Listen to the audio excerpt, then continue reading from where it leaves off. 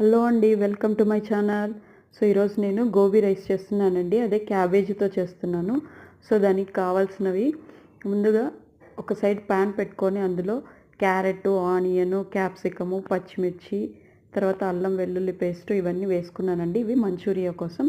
తర్వాత ఇంకొక బౌల్ తీసుకొని అందులో క్యాబేజ్ మొత్తం తురిమేసి సాల్ట్ వేసి పెట్టుకోవాలి. తర్వాత వాటర్ అన్ని వాటర్ అంతా వంచేసిన తర్వాత పిండేసిన తర్వాత అందులో కొంచెం కార్న్ఫ్లోర్, మైదా, గరం మసాలా, అల్లం వెల్లుల్లి పేస్ట్ వేసుకొని మొత్తం చపాతీ పిండిలాగా కలుపుకున్న తర్వాత ఉండలు చేసుకోవాలి. తర్వాత ఒక ప్యాన్లో ఆయిల్ వేసేసి వీటిని బాల్స్ లాగా చేసి మంచూరియన్ బాల్స్ ఫ్రై చేసుకోవాలండి. ఇలా బాల్స్ రెడీ అవుతాయి.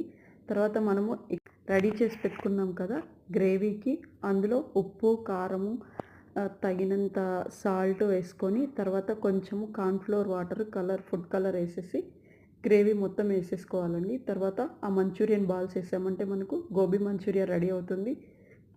దాని తర్వాత ప్లెయిన్ రైస్ కలుపుకున్నామంటే వేడివేడిగా గోబీ రైస్ అనేది రెడీ అవుతుంది. లైక్ చేయండి, షేర్ చేయండి, సబ్స్క్రైబ్ చేయండి. Thank you for watching. Bye bye.